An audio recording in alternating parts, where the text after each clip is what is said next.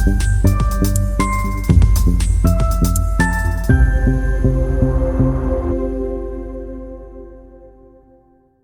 everybody, and welcome to Unlisted. That is the name that we have come up for our podcast, where Dolores and I talk about what's going on locally. And the whole point is that this is information that is not like readily available. Mm-hmm. You know, it's when you drive by a project and you go, oh, what's going on there? Or, oh, I didn't know about that. We want to kind of uncover the hidden stories, real estate specific for the most part. A little bit of town politics sprinkled in there. Yeah, exactly. But we're hoping to cover what people are just really care about and are interested in talking about. And we're open to questions. So yeah, questions, concerns, comments, topics you'd like us to cover. Please let us know. I'm sure people will too. Yep. So the first thing we're going to talk about is the Amesbury Tax Override. So I don't know. I've just seen the signs everywhere. Say no to the tax override. And say yes. Save Amesbury. Yeah. They go in both directions. Yeah. So can you give me like a tax override for dummies digest situation? So Proposition 2.5. I'm not sure what year it was passed, but it was a long time ago. Mm-hmm. It really is to limit the amount that you can increase the budget over previous years and about how much it is related to the cost of living increases. Yeah. So it makes sense. We have Proposition 2.5. Well, unfortunately, that's a 2.5% increase. Right, in taxes is the cap, the most. Yeah. What they're trying to do is override that and say we can tax more, because what is happening is state and local funding has dried up quite a bit. Since COVID. Obviously, prices have increased dramatically. It's very, very expensive. The new budget for Amesbury, and this is what I have heard, and you can yell at me if I'm wrong, but I think it's correct, is that we will lose a number of positions, 27 teaching positions, if we keep the current budget. And they're looking to increase it by $6 million, correct? I think that's the number. Yep. And 6 million, exactly. And, you know, a lot of people, it's a very hard question. It's always a hard question. I think Massachusetts is the #1 state in the union for education. So we have the best schools in the country. Yep. And I'm sure people want to keep it that way. But there are seniors who live in their homes that can't afford the tax increase. Right. So what does this look like logistically for people? Because we have an example here. Yeah. Okay. So average single-family home value around $626,000. This is a tax value, not market value. Yeah. Right. The assessment. Yeah. The assessment, $628,000. This is as an example. Your taxes would go up approximately $964 a year. It's still a lot of money. A year. So that is... It's approximately $80 $80 a month. If you're on a fixed income, that's an issue. It's a big chunk of change. But difference between being able to go to dinner or not, that's for sure. Yeah. And so, it's a big fight. It's a very hot topic. Yeah. I think that any time that you have a lot of young people moving to an area that are not from that area, which was not what Amesbury was previously. It's what it is now. Yeah. Those people their voices are going to want education. Right. I think that this is a national problem. It's a state problem. Yeah. It is not just an Amesbury problem. I think Georgetown had this exact same problem, and I think that they did override. I don't know. You can correct me in the comments if I'm wrong. I'm probably wrong. I don't know. But I think that the backstory to this is that Amesbury already has the highest taxes in the area. They sure do. So when we're selling a house to a young family, just as an example, I say that because maybe their budget's a little tight, and they have to figure out how much they can afford to pay. You take the number, which is the taxes, insurance. Yep. Principal, interest, taxes, insurance. Yeah. That is your payment. And the taxes, if they're higher, you can afford less principal. They're just in basic figures. You can afford less house if your taxes are really high. So when we were looking at houses, we had initially considered Amesbury. This is back in 2019. Yeah. And at the end of the day, the amount of house we could afford in Amesbury versus other towns made it not worth it to move to Amesbury, just because it that's what I mean. Sucked up our budget. We're on the line, so it might be a problem for some people. Yeah. But at the same time, like, we have to fund the schools. I mean, it is the dirty word gentrification to a degree. that's happening in Amesbury. But it's also inflation, which is hitting everyone. Inflation so obviously, is real. Right. It's going to hit the schools. Costs are real. Yeah, it's going to hit the schools. And also the teachers, if it's an issue of salary, they deserve an increase in salary because they're getting squeezed just like everyone else. Oh, yeah. They buy materials and bring them to school with them. And so I see both sides to this. When it first came out, I thought it didn't have a snowball's chance in hell of surviving. But I think that now it's got a pretty good chance of passing, and we will see. Yeah, we will see. It's definitely a controversial topic. So next we're going to talk about. So this is what we're calling the yes/no school. So if you don't know what the yes/no school is, this is at 92 Main Street in Salisbury. Yep. So if you are going to turn on Congress Street from over by the highway, over by 95, not from the middle of Amesbury. By Hodges too. Yes, over by Hodges too, and the gas station and the Burger King right after you get off the exit. There was a school there a long time ago, and the reason we call it the yes/no school is because there is a jungle gym out front still there in the shape of yes and no. So that's what, I don't know. Do you have any idea what that school was called? I can't remember. John's from Salisbury. Do you remember what that school was called? I do not. It was like... So what's happening at the yes/no school? At the yes/no school. So it is owned by the town of Salisbury. Yep. It went out for an RFP in 2016, correct? 2016. So an RFP is a request for a proposal.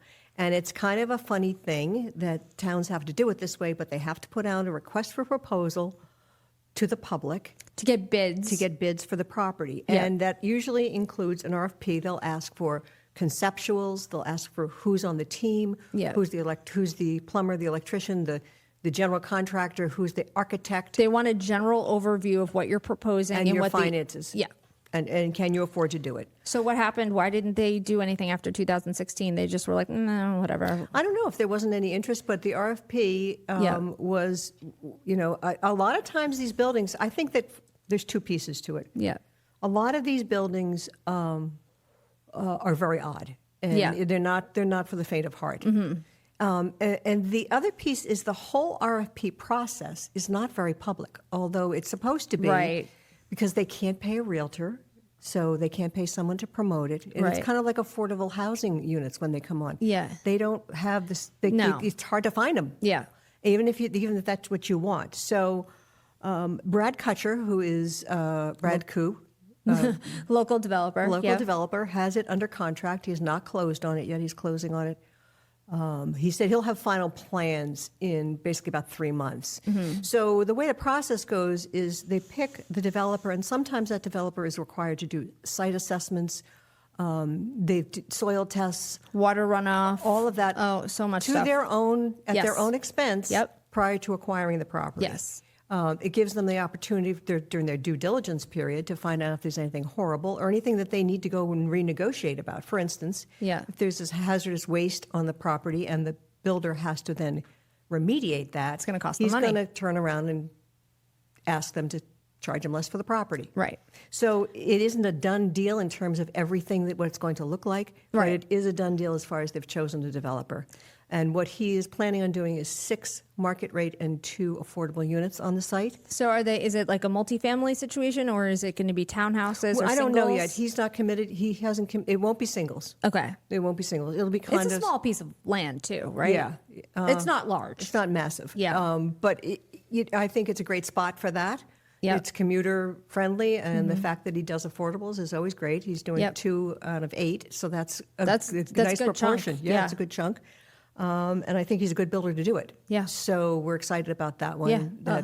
That was it was a public school, and it was also the Sparhawk Middle School for a little while. Was it really? They rented it. I used to drive my next door neighbor's son to there, AJ.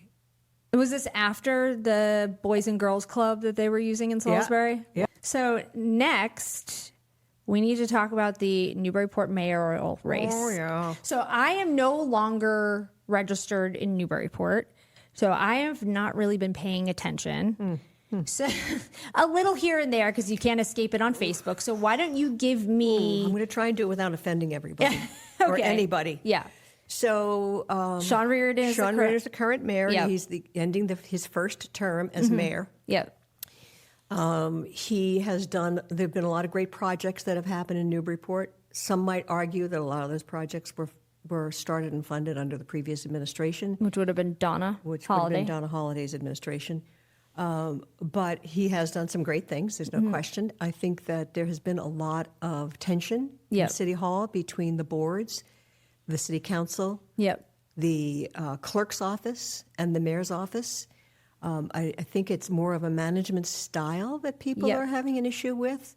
So there is Jim McCauley, who's a longtime city councilor, is running against him, and he's a very professional person who has a lot of background running large companies. I think he would make a great mayor. Just a matter of, do you think he makes a better mayor than Reardon? Okay, so my question is... You're going to get me in trouble, I can tell. No. The controversy that I have heard over this election is that Jim McCauley has been a little bit, what's the right word? Negative. You're going in hot, Rach. You're going in hot. Negative in his campaign and done some things that, like letters to editors that were actually written by campaign managers and like sending out an email to every registered voter in Newburyport. No one has any idea how he got those emails. People weren't on the email list. So I guess you do know a thing or three. Yeah, I know a couple things. It's just it's just from seeing them on people's Instagram stories. Right. It's not from like doing any research on this at all. Yeah. So from what I have heard from people that I know that are in Newburyport, they say that while they don't necessarily believe that Sean Reardon has done the most fantastic job of anyone in the history of the mayor's office, they still think he's a good candidate because in comparison, they feel like Jim is just very, I don't know what the right word is. Well, on the other side. Yeah. On the other side, there have been a lot of battles between city council and the mayor's office. It's been very contentious. There was a very contentious article in the Daily News about... The librarians? Oh, the librarians are one thing. It's such a weird scandal. I'm sorry. Well, it's really not, because if you ever one of the pieces of it is the history room in the basement of the Utilize it many times. Utilize it many times. If you go in there, so they got rid of the volunteers, who were volunteers, by the way. Why would you get rid of people that want to work for free? I have no idea. Yeah. But I think it had something to do with the union people that work at the library. Were upset that there wasn't enough work for them? I don't know. I don't know. Okay, I don't know. Yeah. But what I do know is that if you go down there now, it doesn't look like it used to because it hasn't been tended to. Things have been taken out. Things have been...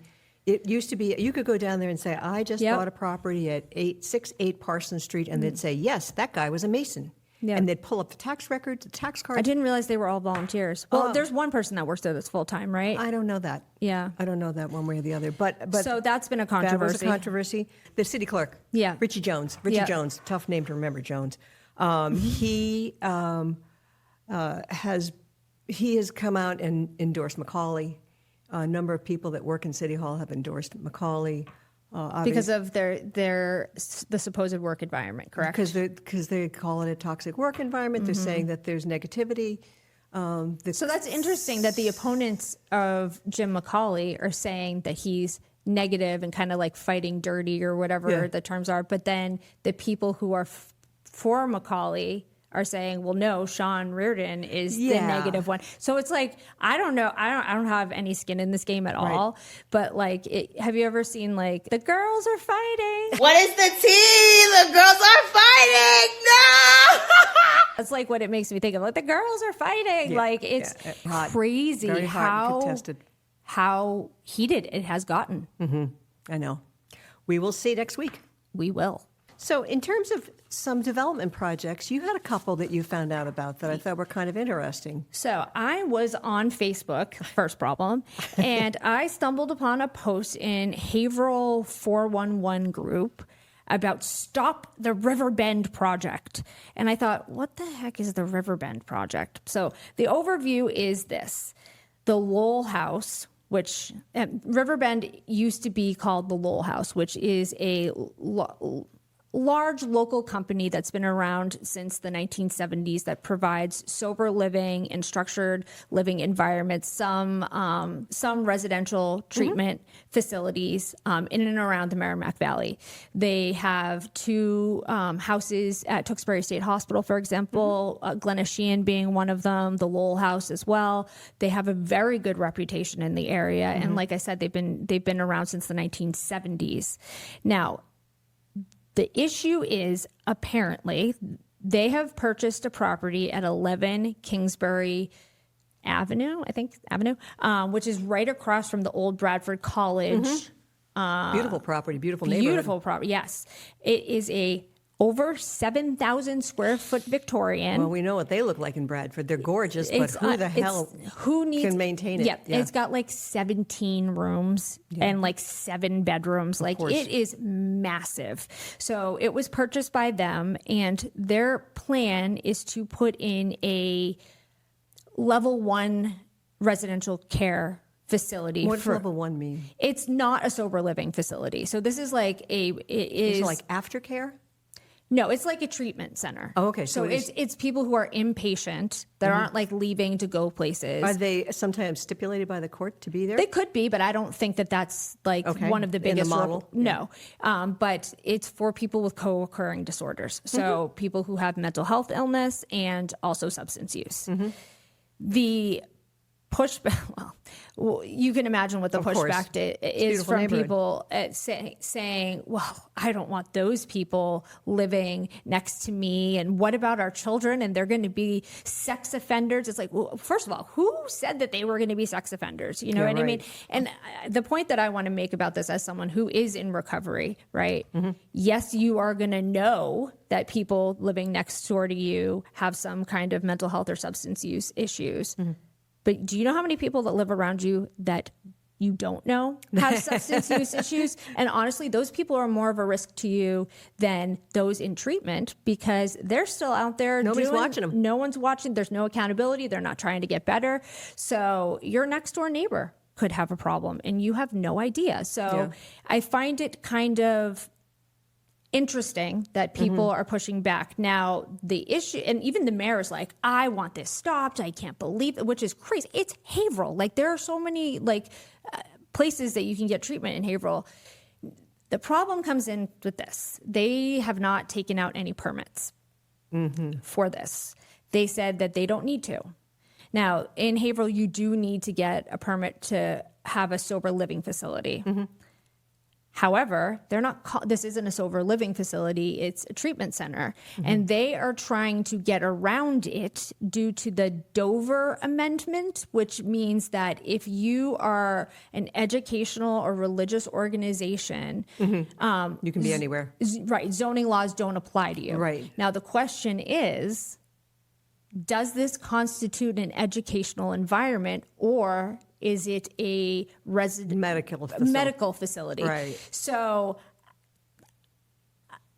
yeah, I understand. I think that there should be a little bit. I don't think that this has been gone about the right way by the program because that seems a little sneaky to me. However, I think that people should be a little bit more understanding of these things. These people aren't the boogeymen. They're like, oh, the proximity to schools. Like, they're making people out to be monsters who have, mental health and substance use issues. And I think, to be the devil's advocate over here, which is my job, is property values. People are concerned about their property values. And they're concerned about the children's safety. That's what they're concerned about. So just play devil's advocate for that. Do you think they've gone up like 55% in the last 5 years? That's not good enough. Property values? Well, it wasn't there, was it? No, I'm saying we've already had all this appreciation. So your property takes a little bit of a dip in value. Come on now. Come on now. Well, I know But who's to say that they... look at the Link House in Newburyport. That's what I was just going to say. Yeah. The Link House, they have been known to be fantastic neighbors. Always there to help. They'll shovel you out. Yep. They go help elderly women who can't, with the They're groceries. Very well, the oversight is great there. And those programs that they run are very strict. So like I said, I can understand some concern, but the outrage is a little much in my opinion. Out of balance Yeah. with the problem. The Golden Triangle. Okay. So there is a place in Amesbury called the Golden Triangle. Place in Amesbury. Can you explain to people what the Golden Triangle is? So the Golden Triangle is a big old piece of land Yep. that is adjacent to Elm Street Yep. and 110. Yep. And it is the Golden Triangle because it is A ginormous piece of land, right? ginormous piece of vacant land, and it is near the 3 commuter routes. So that's the triangle. And also 495, 95, it and has 110. been rezoned because that's the parcel they chose for the MBTA Communities Act. So it can be multifamily by right. Yep. So what is the proposed use there? Well, I don't know if it's approved. I was trying to get that data. I mean, that's why I'm saying proposed. So I think the city of Amesbury would like to see mixed use there. I think the developer, from what I heard, was pushing back on that because they didn't see a really profitable Womp womp. path in doing commercial. Well, commercial is tough right now. Yeah, retail would be good. Retail might be good. Yeah. Everybody says they should put a coffee shop in, but it's kind of like, how many coffee shops do you need? What about a daycare center? That was my thought. But it's a very big piece of land, and it is 28 acres. it is under contract with someone. Yep. But I don't have the details of what they want to put. I think it's over 200 units. It's a big thing. Here, read it. 400 new homes. There you go. Including a mix of apartments, townhouses, and single-family units. The project is led by Dale Development, the team behind several mixed-use communities across Merrimack Valley. The neighborhood will have 2 primary sections, about 85 for-sale homes, and roughly 300 rental apartments, with new streets, green space, walking trails connecting to the surrounding areas. It's part of Amesbury's broader effort to comply with the MBTA Communities Act. Yep. So it's a lot of houses. That is, but I really, I will say, I love the fact that it's a mix. Because oftentimes in these projects, it's like either or. It's either like really expensive single-family homes or it's all apartments. It's really nice that this is a mix. It's very nice for the residents. Right. Because you're not just with all people like you, Yeah. And sure, it's going to be different people at different stages of life, income levels. I know my parents, when we talked about them moving to some place that might be a little more user-friendly for them as they age, my mom said, I don't want to live any place there aren't any kids. I like to see kids. I like to see kids running around. I like to see people talking. That's so sweet. She was sweet, though. She was so sweet. Yeah. So that's kind of cool. We'll keep an eye on that one and update as we find out more. I'm really interested to see. And side note, our commercial property that we have for sale, it abuts it. So if anyone wants to buy that, please do. Elm Street. the old Sparhawk School. Yep, and we think that probably could be 14 units. You'd have to work with the city of Amesbury, but as we have talked about, they've been great. Yeah, they've been great. So deeds, what's a dirty deed? A dirty deed is a deed that has illegal language in it. Discriminatory language. So you want to talk about some examples of that? Ooh. Oh, God. There will be deed restrictions in it. For example, like in the Levitt towns, that this isn't the Levitt Long Island? That's one of them. There were many Levitt towns that were tract homes that were built for post-World War II. Yep, for returning veterans, and a majority of them, if not all of them, had restrictions in them that forbade black citizens from purchasing the properties.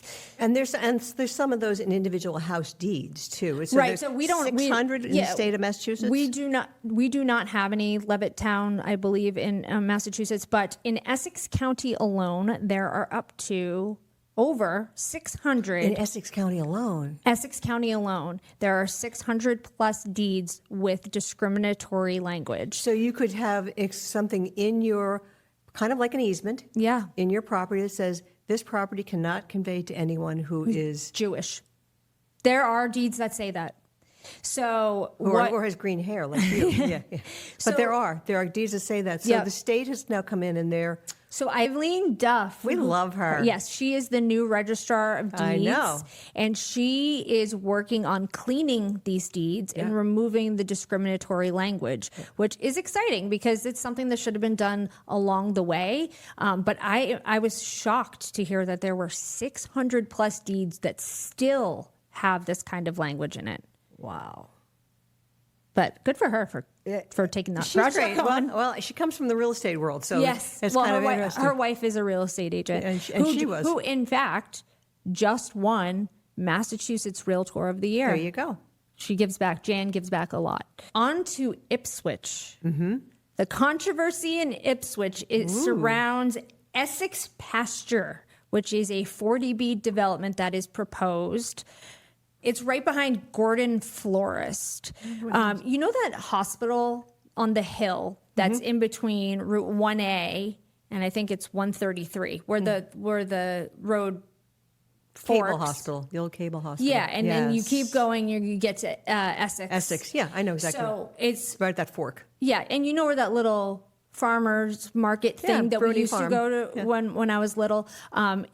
There's acreage behind there, and it is proposed 214 unit development under 40B. Key points of the contention: abutters claim that they were excluded from final decisions, dispute whether the project qualifies as low or moderate income housing. That's not really a requirement under 40B. It is, you have to have a portion of them, but like that's the law. So I don't know why residents think that they have a say in that, but anyway, and whether the local zoning board of appeals process was followed correctly. Residents of Ipswich have been actively organizing against the large apartment/townhouse development proposed under the 40B statute, formerly the Bruni project on Essex Road. So it is the Bruni farm, basically. Yes, yeah. Oh, I want to go back and get my croissants. They were so good. Oh, I actually remember those. So it is a property that is going to be done by Avalon, which is a national. Oh, that's big. So that company. they did like the Hilltop. Yes, the Hilltop Steakhouse over and there. Somerville? Ava Somerville. Yep, they've done lots of projects. And actually, I looked it up. They're very well regarded by communities for the way that they go about things and do things. So it is going to be 5 buildings. Yeah. And there will be a lot of green space. So will they do retail like they do in most of this? No, Not in this one. No, not in this one. And then there will be a pool and Oh, nice. Amenities. Yeah, amenities. Now, things that people have said, I love this quote. One person went to the ZBA meeting and said, "You're destroying my town. You burn in hell." Well, that's an unbiased comment. So people are mad about potential for apartments. And you know what? It's interesting. Ipswich doesn't have a lot of apartments. No. They really don't. So this could be really good for them. Is this a lot of is this having to do with the transit? No, this is under 40B. Wow. So we'll see what happens. And if you're from Ipswich, love to hear your opinion on that. Yes. So as we approach most deadlines for the compliance with the MBTA Communities Act, I just heard we're at 97% compliance across all cities and towns that were asked to comply. Wenham is holding out. It's called 3A. So they're anti-3A, and they are suing the state. Like Milton did. I think they're a part of a couple of towns that are doing this. Now, their biggest challenge to this is, and the other towns as well are saying, it's an unfunded mandate.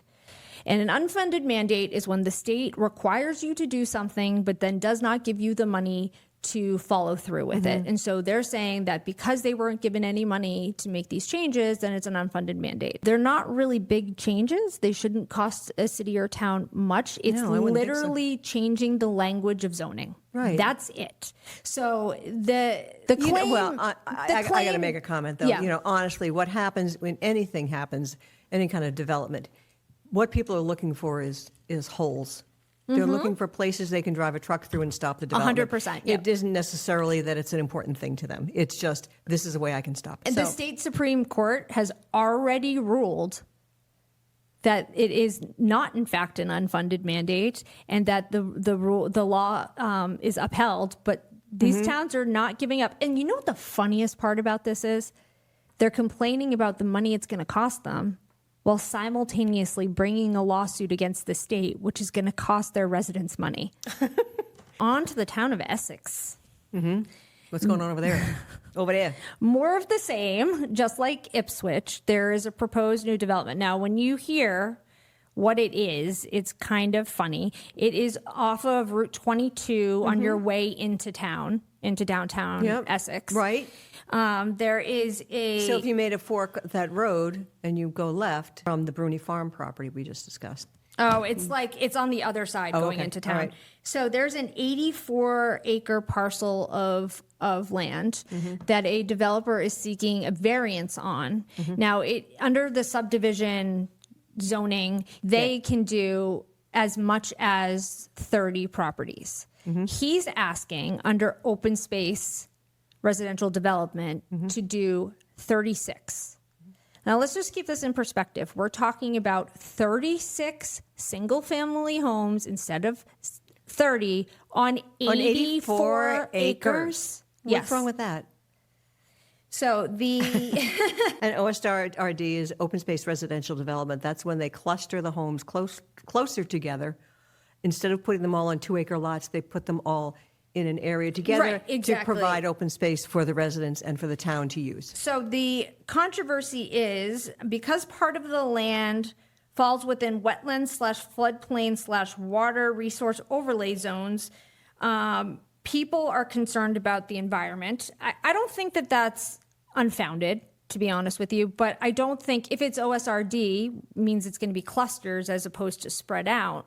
They should be able to easily avoid the floodplains, the wetlands, and all of that. Of course. They'll put it all on 5 acres. Exactly. So right now, as it stands, that's a guess.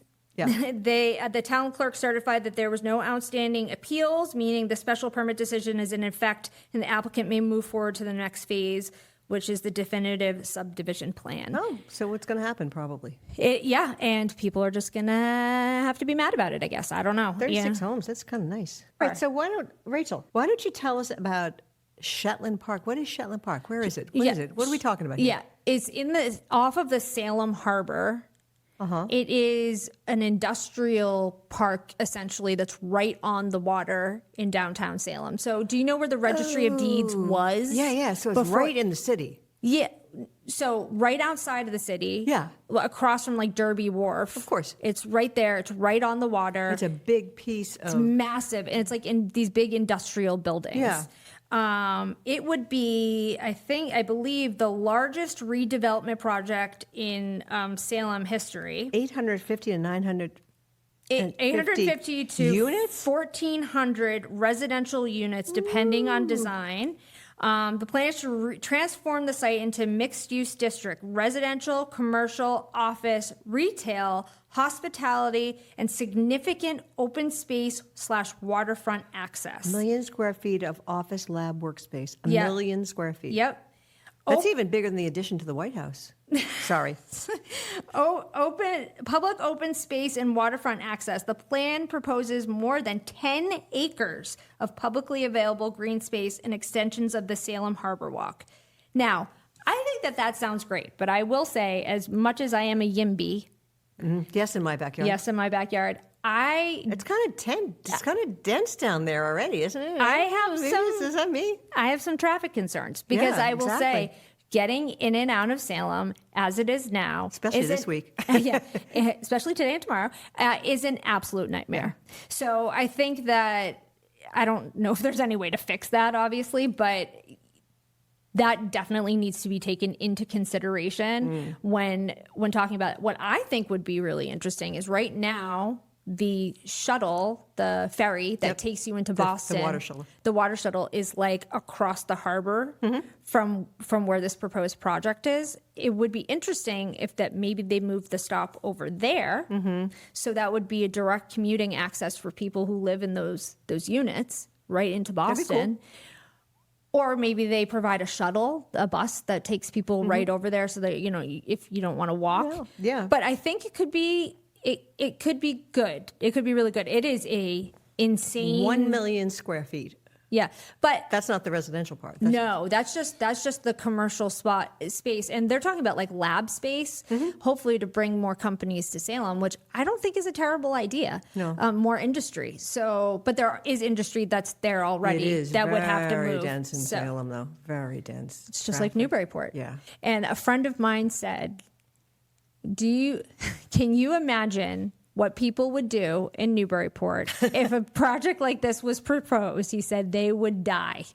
Well, Salem's a lot bigger city, so there's that. And I think next time we should talk about the waterfront in Newburyport because that is a bone of contention for sure. For a lot of people. And so last but certainly not least. Definitely not least. So there is a new rule that just was made law today. And is it November 1st? It's November 1st, but yes. But anybody that's closing, it's over today. Yeah. So what this new law is that if you are selling a home and moving out of Massachusetts, and there's a lot. Or if you own a property in Massachusetts, but you're not a resident as well, right? So if you're a legal resident of Florida, I was with a seller this morning, lives in Florida. He said, I'm not giving up my Mass residency. It won't bother me. Yeah. Or you can stay and rent for a year afterwards if you have to be in the resident for over a year. If not, when you sell your property, and it gets really complicated, when you sell your property, you always have to pay capital gains. And what is capital gains on a house? It's basically you pay $250 for the house in 1972, and you put in $500,000, so it's you're in there for $750. You sell it for $1.5 million. You're paying capital gains on $750, right? Because that's the but profit.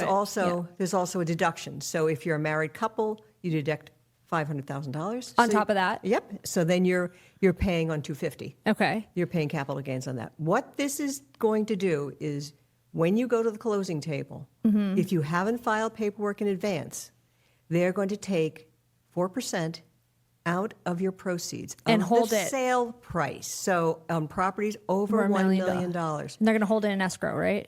They're going to they're not going to hold it in escrow. What's even worse is the attorneys have to send it to the Department of Revenue. Oh, God. And then when you file your taxes, maybe you get it back? Maybe you get some back. But there are workarounds. So if you're going to be selling property and you either are moving out of state or you already live out of state, you need to get ahead of this because what you can do is provide a certificate. What's it called? There's a transfer certificate, but there is a certificate you can provide that basically tells what you have put into the house. Now, you have to have your act pretty together if you've been in a house a long time to accumulate that data. Right. But if you're given that information now, then you can accumulate it. Right. If you knew ahead of time. If you knew ahead of time, then they would just take out what you owe. Right. Because you would have already calculated it. That you will have already calculated. But if not, they could take, if you sold a house, $1.2 million, they would take $60,000 out of your proceeds. Now, what if you don't have the $60,000? That we'll find out. The other tricky part to it is that the attorneys, they act as escrow agents. They hold the funds, they dispense them or disperse them when we close. They are going to be responsible for taking that money and giving it to the Department of Revenue. And the Department of Revenue only wants it to be an ACH transfer. So attorneys' AOLTA accounts, which are their very protected escrow accounts that nobody can mess with, They don't do ACH transfers. No. So now they have to take it out of their ACH and put it in a non-ACH. A non-AOLTA. Non-AOLTA account. Put it into a non-AOLTA account, which isn't as protected, and they're not happy about it. Right. So let's just say this. So then, yes. Say a seller of ours owns a house for $1.2 million. Mm-hmm. They have already calculated with their loan officer that they are going to have, let's say, $500,000 in proceeds. Mm-hmm. And they are buying another property in North Carolina, for example. Yep. And they go to sell thinking, I have $500,000 to put towards my new property. You don't. You don't. You don't. Before they would let you pay it later when you filed your taxes. Right. But now they're saying, if you're leaving the state, you're paying us now. Wow. So that could mess up someone's loan. It could mess up a lot of things. But it is law. And the attorneys just got the final draft of the information today. Oh, that's fun. Yeah. So it's going to be interesting. I mean, I'd have no problem with it necessarily if gave us any notice at all, because there's a lot of people that are in the middle of transactions right now that this could royally mess things up. We had a transaction that closed last month at our office that was a seller that owed everybody in the world money. And when they got their proceeds, it was very small. Now, what would they have done if it was that? If they were moving to Florida, and it was a $2 million house, and they were Florida residents. What would happen if they closed this week? Yeah. If it closed this week, it would have been a different story. Now, if they had a smart attorney, and a smart realtor that told them in advance this is coming, but we only found out 2 days ago. Well, and this isn't like common knowledge or information. Not a lot of people are talking about this, so it makes it even more. The only people talking about it is the attorneys. Because they're the only ones that know. They're going to be affected too. Well, right. Yeah.